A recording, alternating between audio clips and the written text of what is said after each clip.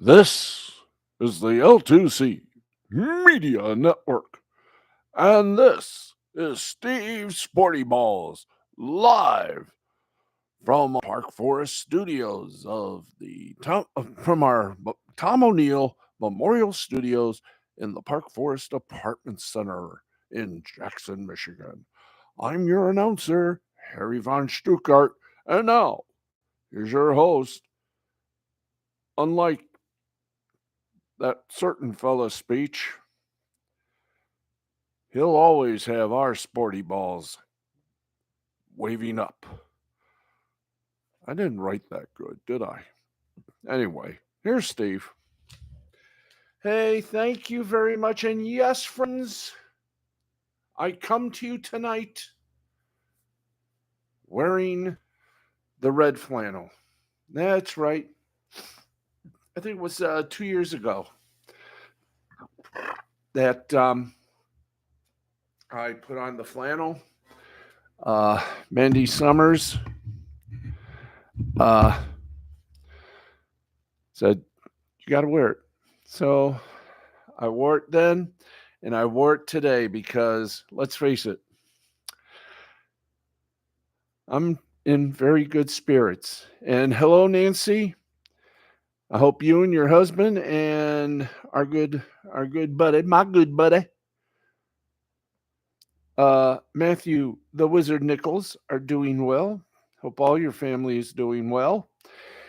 Last night, hopefully you can all hear me because last night no one did, and we tried everything to fix the situation, fix the problem, but none of it came to fruition. So you may notice this is our new microphone here, and I'm still learning how to operate it and how to talk into it. So bear with me. Um, I have a lot to do tonight before hitting the sheets. So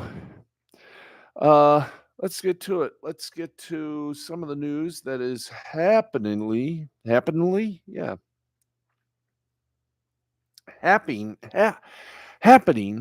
I can't talk. Anyway, here we go. Let's delve into some news, folks. Here we go. By the way, if you can hear me, let me know. Okay, let me know if you guys can hear me. I thank you because we did a test. Thank you. Yes, we got it fixed. Okay. Earlier this week, hey Matthew, how you doing? Matt, Ed, and Eddie joining us in the chat. Hey, don't forget, hit that like button, hit the subscribe button, join us, and hopefully not too loud. I'll try to be quiet. Anyway, let's get to it here. You know what? I think I'll do it like. Can I do it like this? Hola, in Anyway, okay, there we go. Earlier this week, the Houston Texans signed tight end Dalton Schultz to a new 3-year contract, locking in one of CJ Stroud's top targets for the remainder of the star quarterback's rookie scale deal. After signing Schultz to a 1-year, $6.1 million pact last offseason, Schultz's Houston effectively doubled his pay this time around with a $36 million contract that contains $23.5 million in guarantees. Whoa. Upon signing the new deal, Schultz appeared on the Pat McAfee show on ESPN and YouTube and talked about, among other things, the difference between playing for the Texans and playing for the Cowboys, the team with which he spent the first 5 seasons of his career. Quote, "The focus is just football, you know what I mean? I'm going back and telling some people about being around the Cowboys practice facility and game day and describing some of the interactions and stuff you see on a day-to-day basis. And it surprises a lot of people. They're like, holy crap, that actually happens at a practice facility? You think it's normal?" And then you come to a place like this. Ah, end quote. What is an example? You may ask. Schultz said, quote, it's literally a zoo. There's people tapping on the glass trying to get people's attention while they're doing power cleans or whatever. It's different. That's the brand they've built. That's what owner Jerry Jones likes. That's the way, um, that's the way they run things. And there's nothing wrong with that. You don't realize how many eyeballs and how much that can maybe distract in the locker room just being in the facility until you go somewhere else and you're like, holy crap, there's none of that. End quote. Earlier this offseason, both Jerry and Stephen Jones insisted that the Cowboys do not have a culture problem. But if a former player is comparing your culture unfavorable to that of the Houston Texans, who until last year were a team considered to have one of the worst organizational cultures in the league, that seems like the kind of thing that should ping your radar. Of course, we know that nothing is going to change in Dallas, as Schultz said. Jerry likes the way things work and likes that the Cowboys are the center of attention and often a circus or a zoo. And so that's the way they will remain. And I'm not talking the Brady Bunch.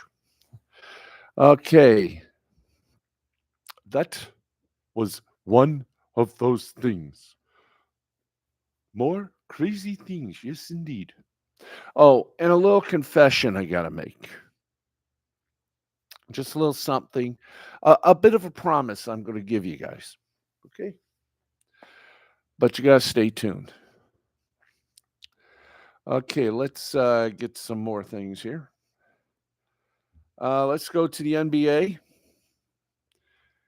And here we go. Another little lovely report. We go to the NBA. The Minnesota Timberwolves look like serious contenders in the Western Conference for the first time in 2 decades, but their hopes of making a deep playoff run were dealt a potentially serious blow Thursday night with reports that all-star big man Karl Anthony Towns will be undergoing surgery for a torn meniscus in his left knee. The team began a 6-game road trip on Thursday with a matchup against the Indiana Pacers, and Towns did not travel with the team, according to Shams Karyana per ESPN's Adrian Wojnarowski. Towns will be reevaluated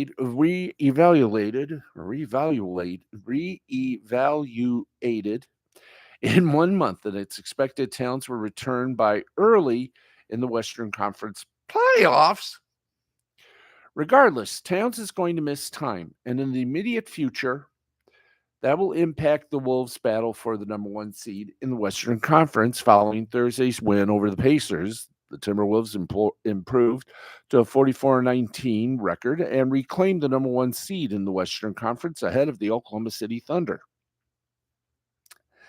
who are at 43-19 as of our little report here.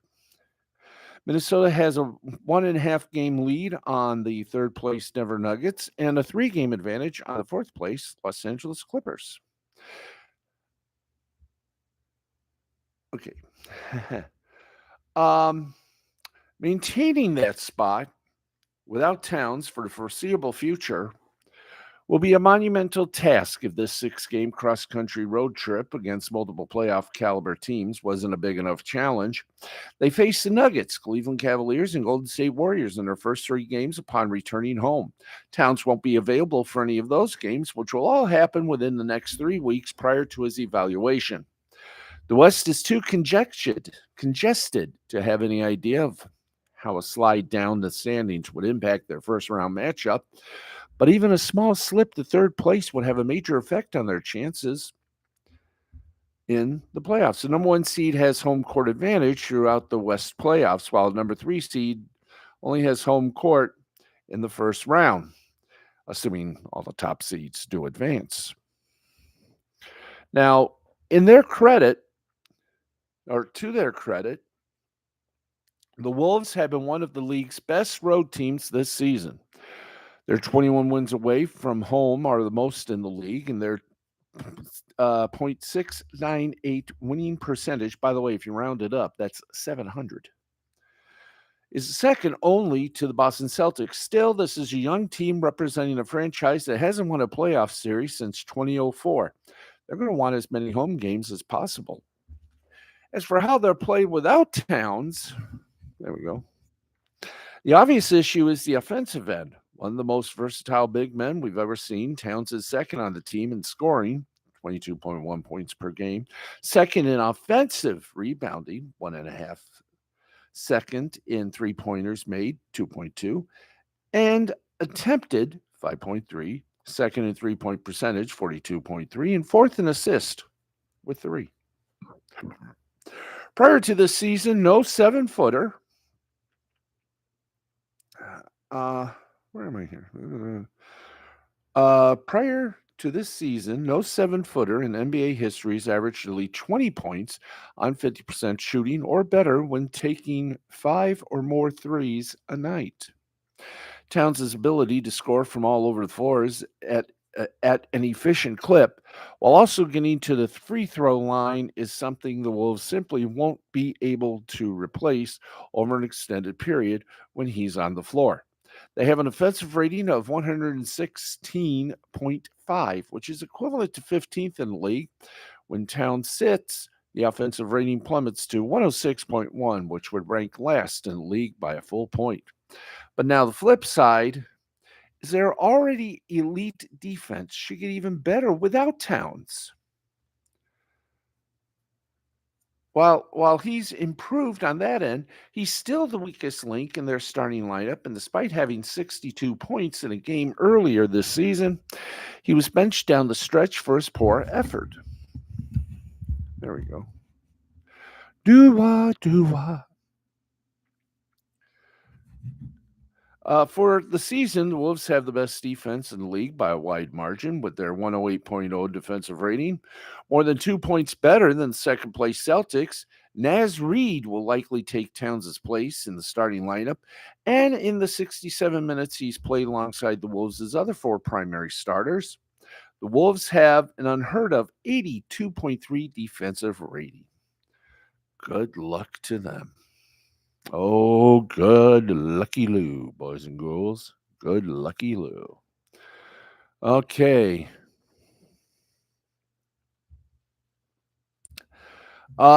It's no joke, folks. Tyson is back in action. Are we going to get it now? Yes, indeed. Thursday morning brought bad news for those who are tired of circus fights in the boxing ring. Social media star turned boxer turned wrestler Jake Paul will face 57-year-old heavyweight legend Mike Tyson, Paul announced. The bouts will take place on July 20th from AT&T Stadium in Arlington, Texas. The fight will stream live on Netflix. As if wrestling isn't enough. Tyson has not fought since his exhibition bout with Roy Jones Jr. in November of 2020. The bout was one of the moments that ushered in crossover boxing cards focus less on high-level boxing and more on spectacle. On the undercard of that event, Paul fought former NBA player Nate Robinson in the second professional bout of his career, scoring a viral knockout and kicking off major interest in a boxing career that now has Paul with a record of 9-1.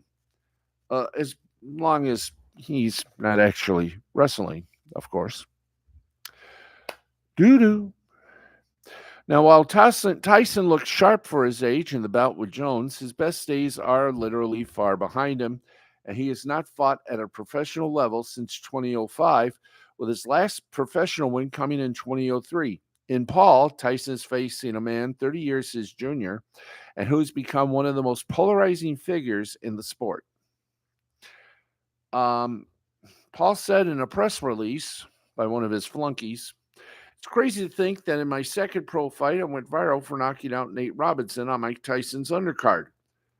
Now, less than 4 years later, I'm stepping up to face Tyson myself to see if I have what it takes to beat one of boxing's most notorious fighters and biggest icons." Within just 2.5 years of founding MVP, we're about to produce the biggest fight in history, a fight in the biggest NFL stadium in the U.S., broadcast live on the biggest streaming platform in the world. Wait a minute, I thought they were going to do this on Netflix.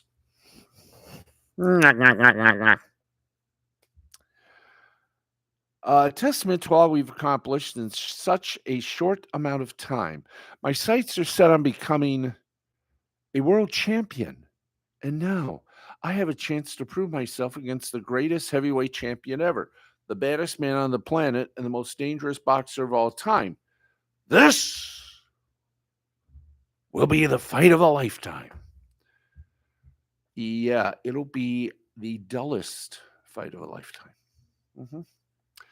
Yep, you got it. Okay, let's get you more news. Yes, and then we'll do the scores. And I have a few final comments to say before we take our bows. And trust me, we're going to be bowing. It was a fun day from start to finish at Tricky Bay Hill during the first round, the 2024 Arnold Palmer Invitational. Shane Lowry leads at 6 under after scorching back 9-31. But he had some world-class company and is not even the favorite, despite being a major winner and two-time champion of the PGA Tour. Jordan Spieth had a wild Thursday. Gee, no surprise there, huh? Scotty Scheffler struggled with his putter. No surprise. And Justin Thomas, Will Zalatoris, and Sam Burns all played their way onto the leaderboard by the end of round one at Bay Hill. The leader, Shane Lowry at -6. Let's get to the other contenders. In a tie for second place, Justin Lower and Hideki Matsuma tied with -5. Russell Henley, Lee Hodges, Sam Burns, and Sadith Thigala are tied for fourth in 4 under. And tied for 8th place, Jordan Spieth, Justin Thomas, Minwoo Lee, and Will Zalatoris at 3 under par. Round 2 tomorrow, and you can catch that on Golf Channel. Okay, let's keep it going, kiddies. It is time for us to dwell into the world of the National Football League. More off-season moves, more off-season standings. Let's rock it in, shall we? Oh dear, here we go. Thursday was a good day to be a former Pittsburgh Steelers offensive lineman. Shortly after news broke that the Patriots were signing former Pittsburgh tackle Chukwuma Okafor, it was reported that the Rams are signing former Steeler guard Kevin Dotson to a 3-year, $48 million deal, according to our friends at Bleacher Report. The 27-year-old Dotson was traded from Pittsburgh to Los Angeles last August in a deal that also included a swapping of several future mid-round draft picks. Dotson started in each of the 14 games he's played in during his first season for the Rams. A 2020 fourth-round pick, Dotson was the highest selected player in that year's draft that did not receive an invitation to the NFL Scouting Combine. Dotson made 4 starts as a rookie and was a full-time starter in 2021 before an ankle injury prematurely ended his season. Dotson rebounded from the injury and started in each of Pittsburgh's 17 games in 2022.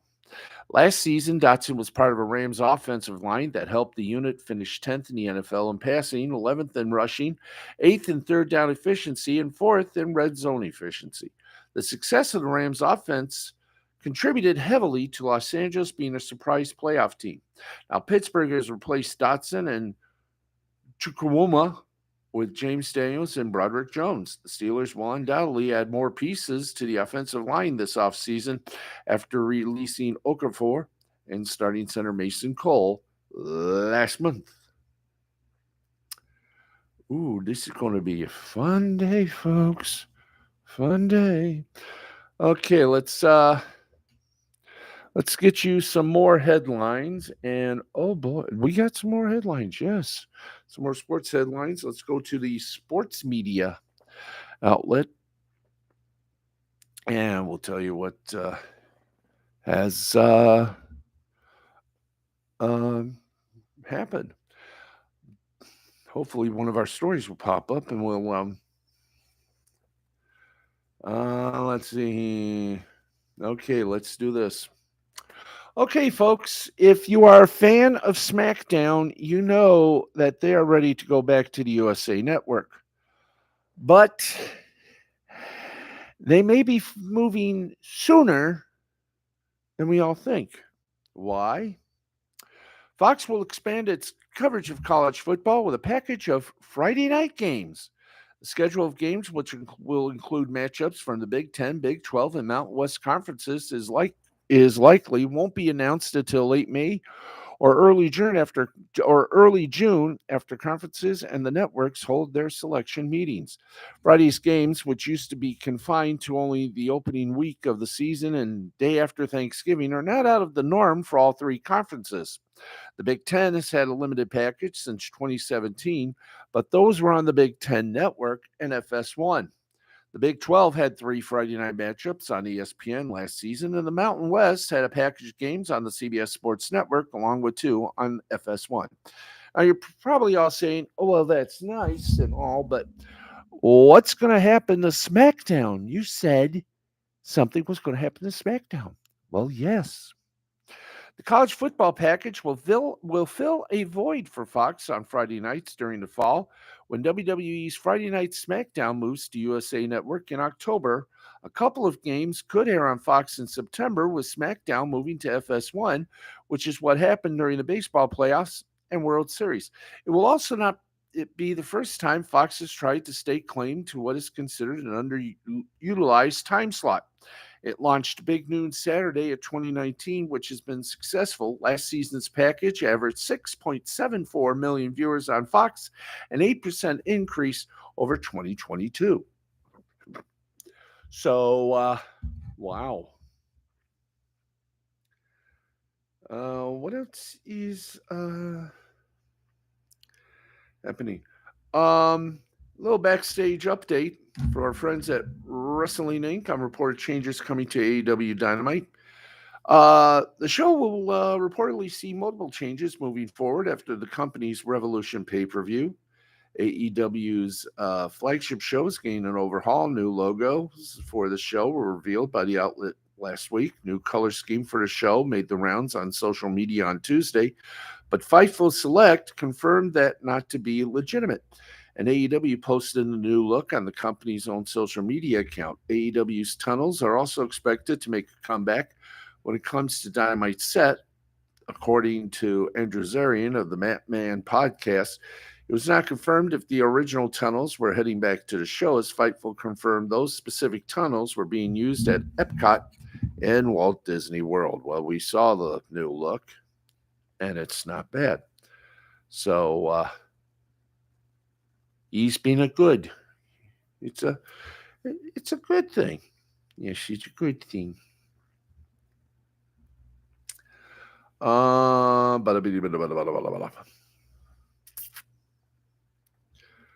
Okay, where's Sergio Garcia's? We went to one golf. We might as well do the other golf.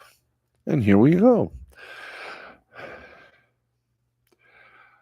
The Asian Tour. Now, Live Golf has conceded their battle to be recognized by the OWGR, and Sergio Garcia has joined 20 other golfers from the Saudi Tour in an attempt to earn points for the majors. The Asian Tour have confirmed that Sergio Garcia will compete in the International Series Macau event after Live Golf finally admitted defeat in their fight to be acknowledged by the official World Golf Ranking. A total of 21 players from Live Golf will head to Macau for the event held between March 14th to 17th, keeping them in contention for the four majors, although players that left their respective tours for Live are paid extremely well. Their inability to earn ranking points on the Saudi-backed tour could see their majors participation wiped away in the coming years. While many players on the Live Golf Tour are still high up in the OWGR due to their recent performances, including Jon Rahm, who currently sits at number 3, they will constantly drop places due to not earning more points. The main way players qualify for the majors is by an exemption due to their performance in major golf tours. or major golf tournaments, or their position in the official world golf rankings. Liv first applied for the OWGR recognition in July 2022, and after being rejected last October, they have now finally withdrawn their application. The news has sparked a total of 21 players to register for the Asian Tour event, and that number could continue to increase moving forward. Okay, let's get going to the other side of midnight. Okay, we're still. Okay, here we go. The beleaguered Scripps EW Scripps Company announced that their Scripps sports subsidiary on Wednesday. Well, let's try that again, guys. This is from adult. This is from adult announcing. No, this is from awful announcing.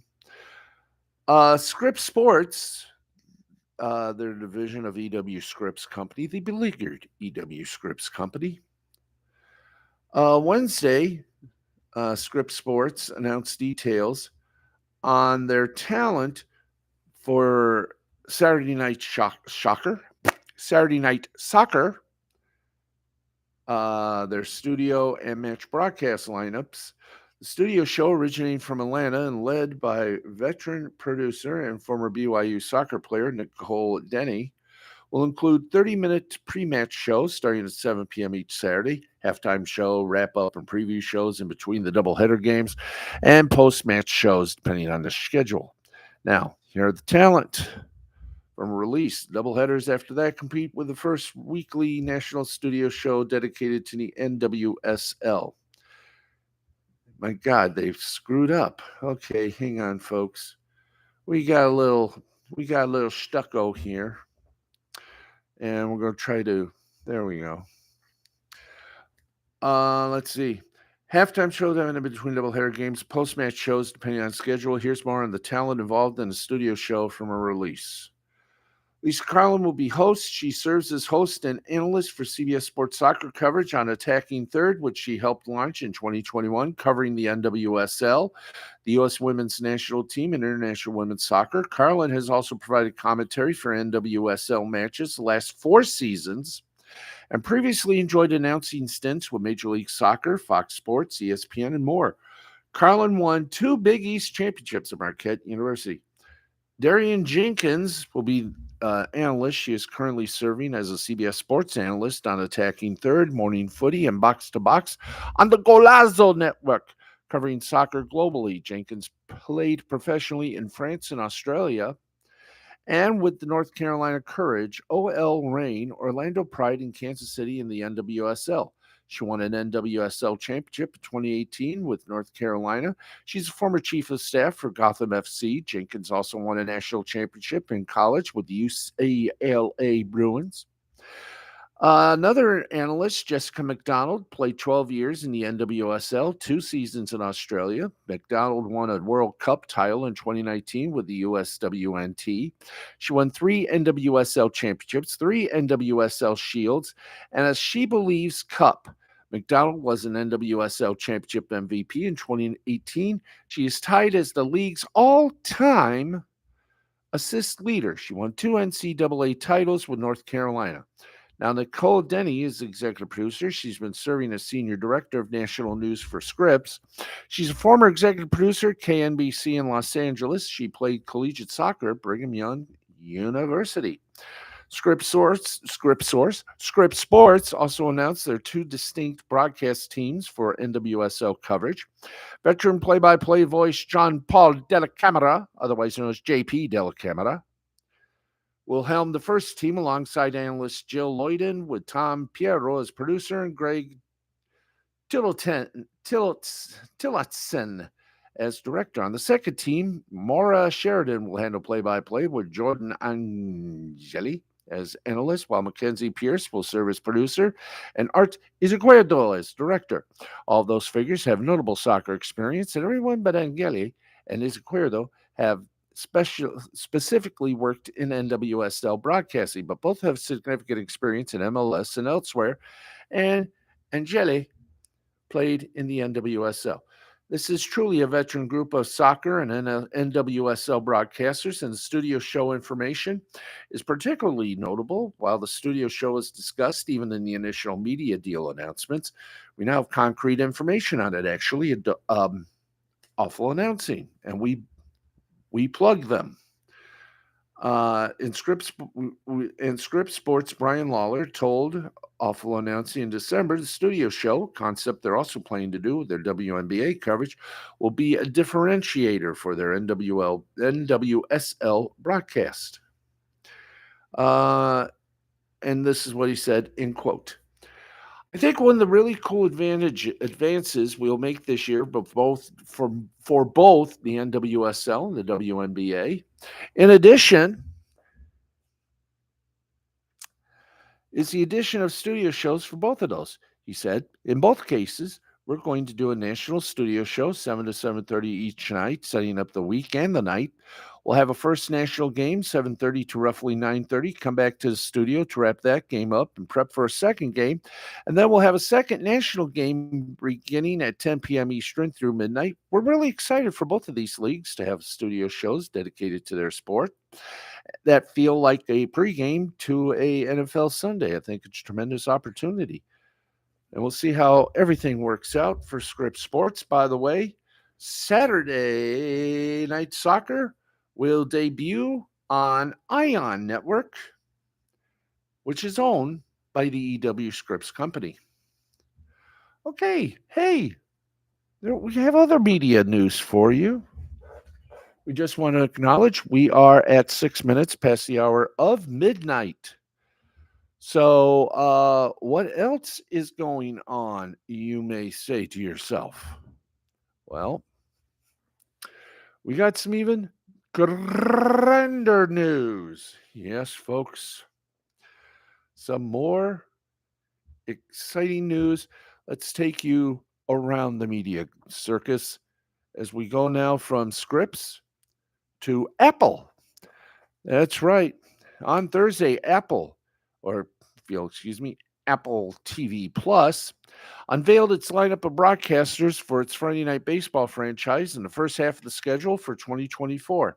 Per release, the broadcast lineup, as I bend and pick up this, per a release, one of those wonderful press releases, the broadcast lineup remains the same as last year. Wayne Randazzo, Dontrell Willis, and Heidi Watney return as one crew, while Alex Faust, Ryan Spilbros, and Trisha Whitaker are the second crew.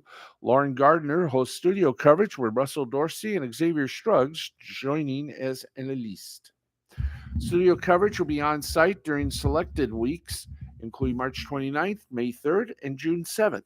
Now, as it has since its launch in 2022, Apple will air 2 games each Friday throughout the regular season, like last year. The 2024 slate won't necessarily be a doubleheader each week. In fact, most windows this year start around the same time.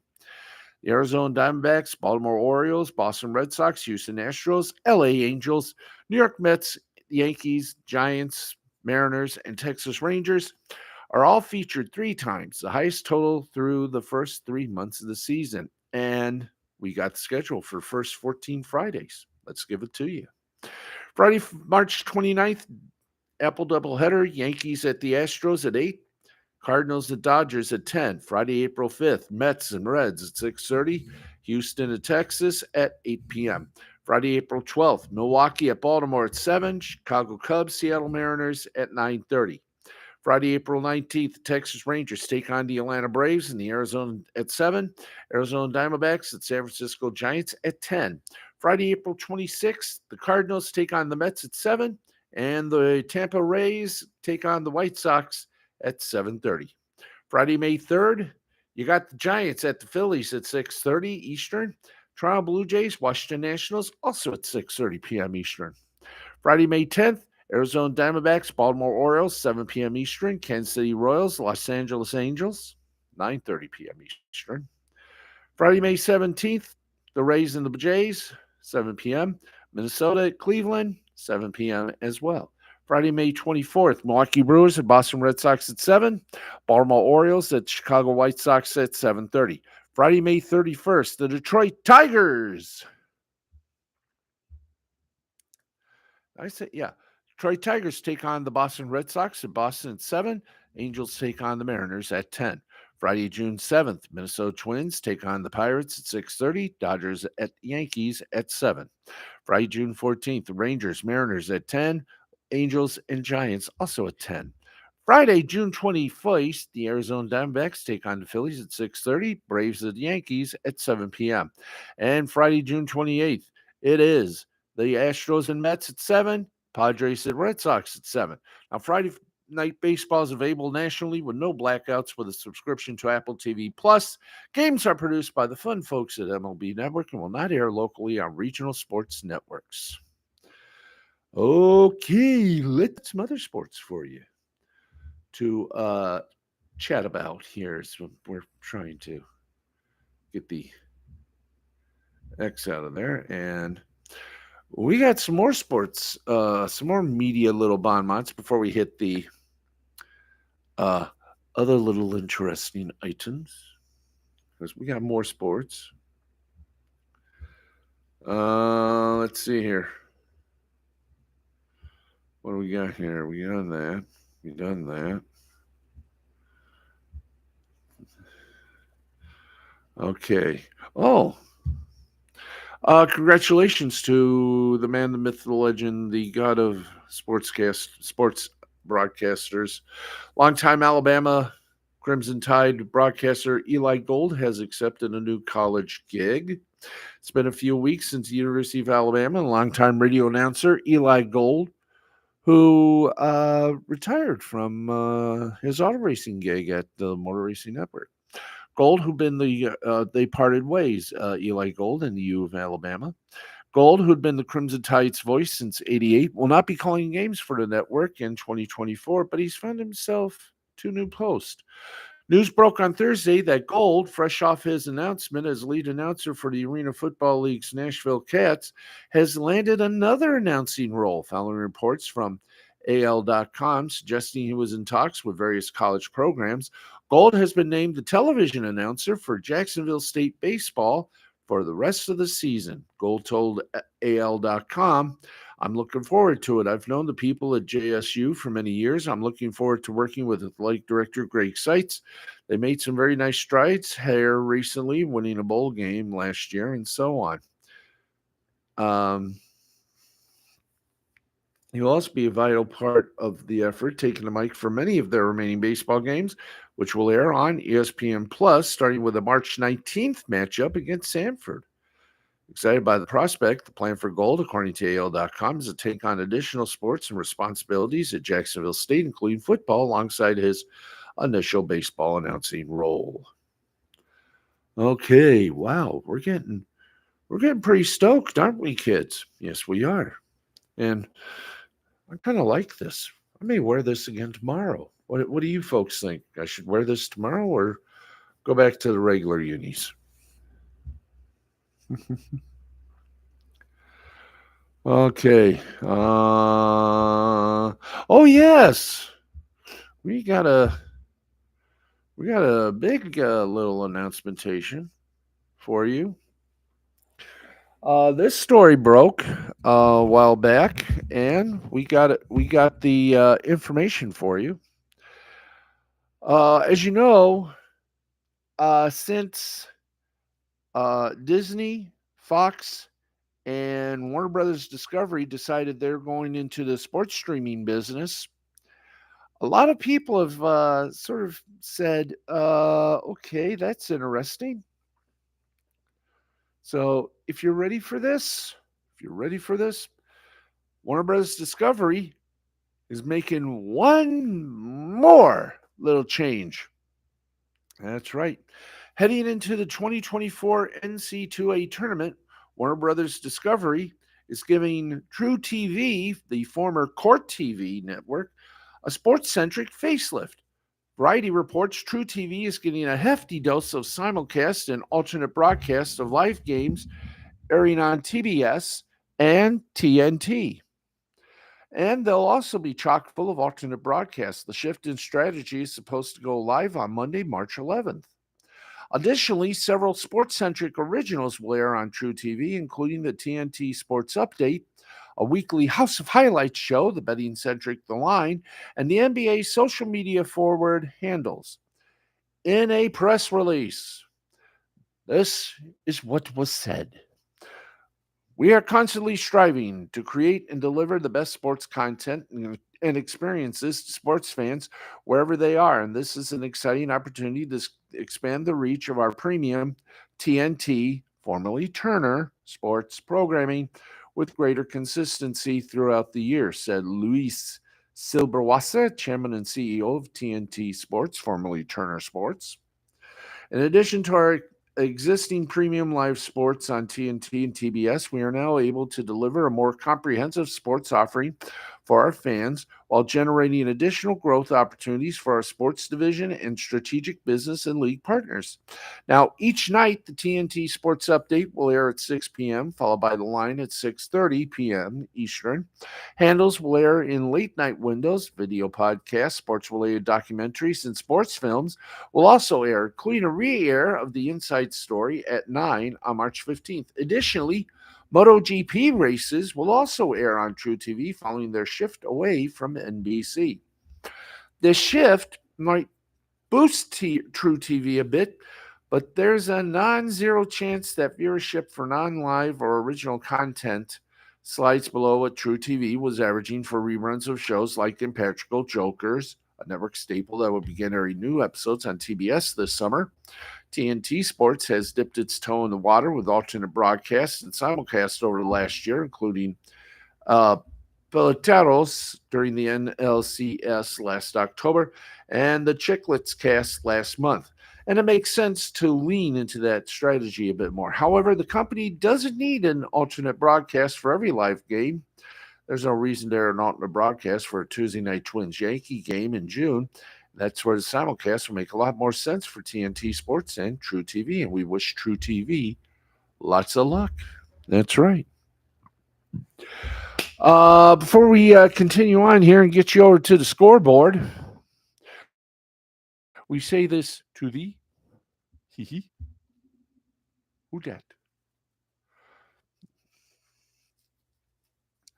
Let's see. Speaking of the NWSL, which we were for a moment, their announcers. On Thursday, Amazon Prime Video announced its lineup of NWSL broadcasters for the 2024 season. Primary broadcast team for Prime Video's NWSL package will be Mike Watts and Lori Lindsay. Kealia Watt, who played as a forward with the Houston Dash and Chicago Red Stars, will join as a contributor and sideline analyst, while former Arsenal forward Leanne Sanderson will also serve as both a match and sideline analyst. Watt, whose husband J.J. Watt serves as analyst on the NFL Today, is the least experienced member of Prime Video's broadcast team. The Watts are minority investors in Premier League club Burnley. Mike Watts is an experienced play-by-play broadcaster across both football and soccer and has called numerous CONCACAF Gold Cups. Lindsay is a longtime analyst in both men's and women's soccer and called several matches at the FIFA Women's World Cup last summer for Fox Sports. Sanderson has served as an analyst for several years since her retirement. Prime Video release emphasized that its broadcasters would be on site for all of its NWSL matches. That's right. We told you, of course, Script Sports also announced its lineup of NWSL broadcasters this week. The NWSL signed 4 new media rights deals ahead of this season with Amazon, CBS, ESPN, Scripps. CBS and ESPN have yet to announce their broadcast plans for the season, which begins with the Challenge Cup on March 15th. Prime Video will air 27 matches in 2024, with all airing on Friday nights. And boy, I cannot wait. Okay, that should just about do it for our news portion. I know everyone, including our favorite person, Dandelion Fluff, can't wait for the scores. So let's let's give her the scores. Okay, let's do it. Scores for hockey, soccer, basketball, etc. You name it, we got it for you. And here we go, kids. Get ready because here we go. Here it is. As soon as we get things going. I love this. Okay, let's hit the Thursday button. And we get to Z football. In the Europa League, the round of 16. Thank you very much. There we go. Bayer Leverkusen and Qarabag ended in a 2-2 tie. Roma took on Brighton and beat them 4-0. Liverpool over Sparta Prague 5-1. AC Milan over Slava Prague. Yeah, Sparta Prague meets Slava Prague 4-2. Benfica and the Rangers tied at 2. Freiburg beat West Ham United 1-0. Marseille over Villarreal 4-0. Okay. Let's see, we got some other scores from the lovely thing here. The NPL of South Australia, the Adelaide Comets defeated Adelaide City 1-0. That was fun. Okay, do we have some MLS scores? Maybe we do. Maybe we don't. We're going to find out. Who's naughty or nice? Santa Claus is coming to town. Boo, boo, boo. Okay, that's it mainly for some of the sports scores. We are now going to turn our attention, as we do most often.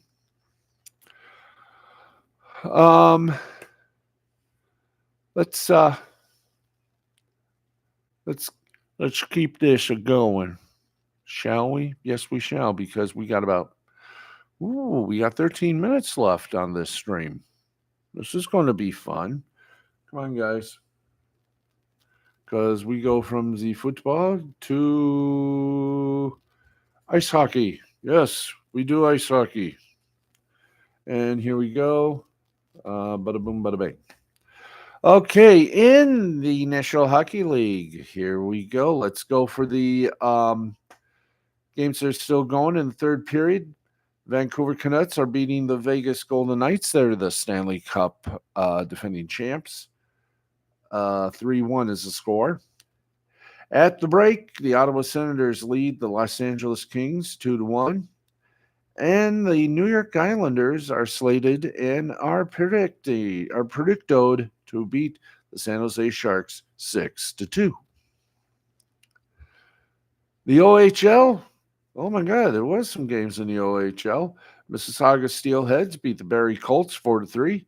North Bay Battalion beat the Windsor Spitfires 7-2. And the Ottawa 67s beat the Peterborough Petes 4-2. That's right. Aren't you glad you're here? I think I am too. Okay, that I think will do it for the hockey scores on a very, very, very weird night. Very light on the scoreboards. Anyway, I think we covered some of the good things. Anyway, let's delve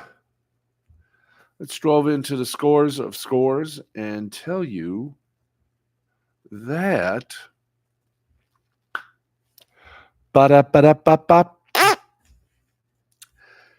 in the NBA, 3 games are still going on with, I guess, 2 of them about to become finals. Let's kick it in.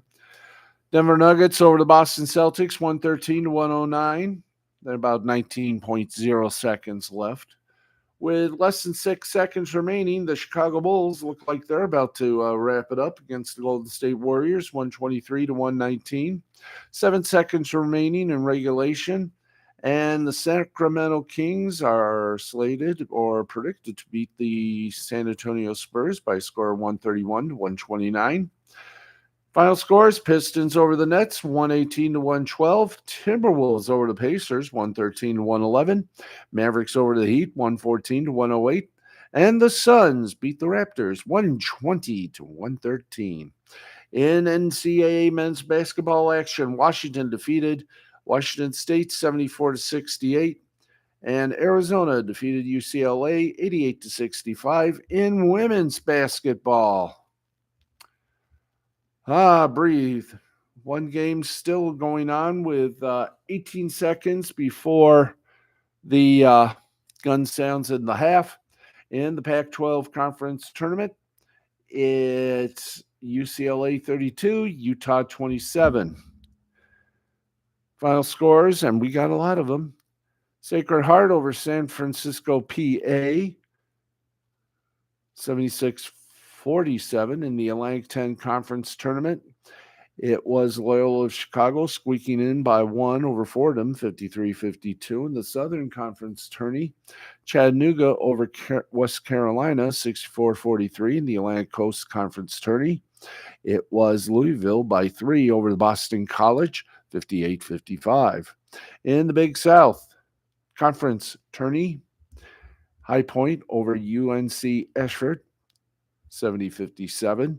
Southeastern Conference tourney, Texas A&M over Mississippi State, 72-56. In the Big Ten Conference tourney, it's Maryland over Illinois, 75-65.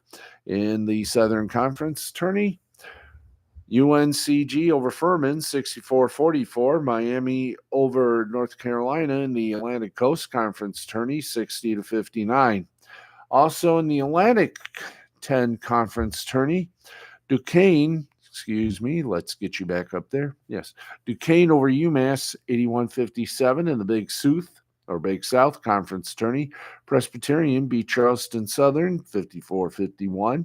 Ohio Valley Conference tournament, Eastern Illinois over Tennessee State, 60-48. Southeastern Conference tourney, Tennessee over Kentucky, 76-62. Wagner defeated Merrimack 79-65. In the West Coast Conference tourney, it was San Diego over Pepperdine, 79-64. This took 2 overtimes to decide it. Pac-12 Conference tournament, Oregon State beat Colorado 85-79. In the other Big Ten Conference tourney, it was Nebraska over Purdue, 64-56. Southern Conference tourney, Watford over Samford, 66-45. Ohio Valley Conference tourney was UT Martin over Tennessee Tech, 79-71. Siena over Rider, 77-40. Norfolk State over Howard, 59-53. Atlantic 10 Conference tourney heads George Washington over St. Louis. St. Louis over George Washington. George Washington, 75-68. In the Atlantic Coast Conference, Duke over Georgia Tech, 70-58. Maryland East Shore defeated Delaware State, 73-63. North Central defeated South Carolina State, 73-54. Coppin State over Morgan State, 65-45. Wright State over Milwaukee in the Region League tournament, 70-60. In the Pac-12 conference tournament, it should be where are we here? Siena over Ryder, Copper State, okay. Huron League tournament action, Wright State 70, Milwaukee 60. Southern Conference tourney, Mercer over ETSU, 67-52. In the Pac-12 Conference tournament, it was Stanford over California, 71-57. LIU over Stonehill, 74-65. Drexel over NCANT, 67-54. Northern Iowa over Indiana State, 91-62. Longwood lost to SC Upstate, 60-37. In the Southeastern Conference tournament, it was Auburn over Arkansas, 67-68. Okay, almost done. Wow. Almost done with this and our sports report. Okay, where were we at? Drexel AG. Stanford, Mercer, Drexel. LIU, Stonehill. Northern Iowa over Indiana State, 91-62. SC Upstate over Longwood, 60-37. Southeastern Conference Tournament, Auburn over Texas. Auburn over Arkansas, 6-7-48. Alcorn State over Mississippi Valley State, 63-48. Southern University over Alabama State, 61-49. Southeast Louisiana over Nicholls State.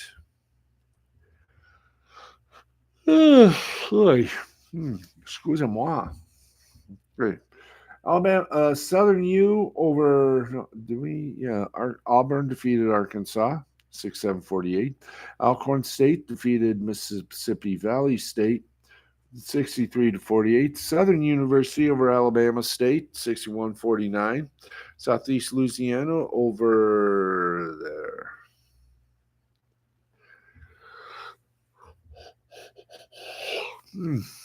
Okay. Anyway. Let's see. Alcorn State defeated Mississippi Valley State, 63-48. Southern University over Alabama State, 61-49. And C, Arkansas in a special series called.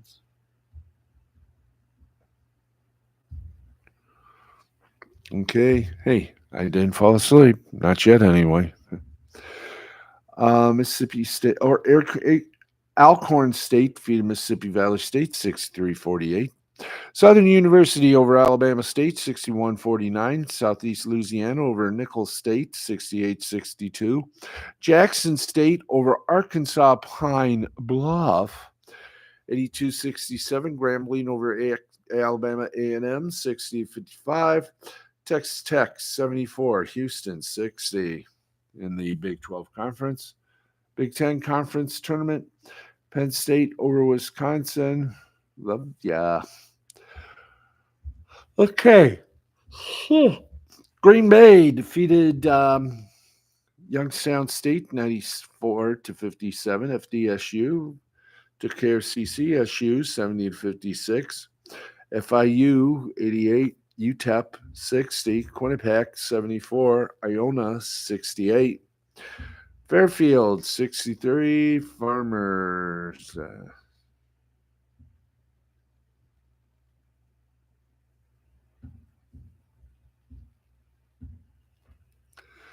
Okay, let's see. We got Wisconsin, Penn State 80-56. Green Bay over Youngstown 94-57.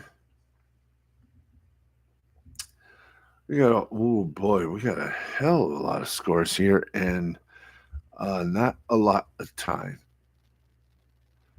So let's get to our baseball games. 3 canceled games. Guardians, Athletics, Rockies, Royals, Rockies, and Dodgers, Giants. Tigers beat the Yankees 11-5. Cubs and the Reds ended in a 2-2 tie. Mets over the Nationals 3-1. Brooklyn, boy. Excuse me. I know we're getting 2 minutes here. Okay, Braves beat the Red Sox 3-2. Rays beat the Phillies 3-2. Arizona over the Cardinals 6-3. Brewers over the White Sox 8-2. Rangers over the Diamondbacks 7-5. Mariners over Angels 5-0. Blue Jays over the Tigers 5-4. Mets beat the Nationals 3-1. Tigers beat the Yankees 11-5. Cubs and Reds ended in a 2-2 tie. So there you go. Happy landings on a chocolate star. And we are out of time. We got about 40 seconds to go. So we're going to just say this. Thank you. And I tried to do a little something out of my, comfort zone with the State of the Union. I brought back Indecision 24, and I was going to be doing a lot of things with the State of the Union tonight, but I just could not. After about 5 to 10 minutes, I find myself repulsed. So I decided I'm going to get out of this fast and go back to where I'm safe, and that's doing sports and entertainment. And I hope I will. I promise you, I'm holding my hand up to the big guy. I am not going to stray into politics or news. I will let the news people do that. I am strictly sports and entertainment, and that is where I belong. Anyway, thank you all very much for watching us. Hope you enjoyed it.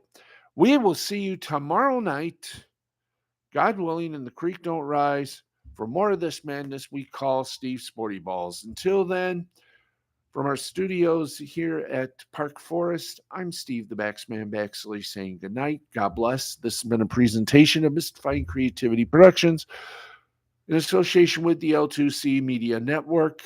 None of this program was recorded. We don't have the rights to show highlights or even uh, audio, live audio feeds. So we do it with what we got.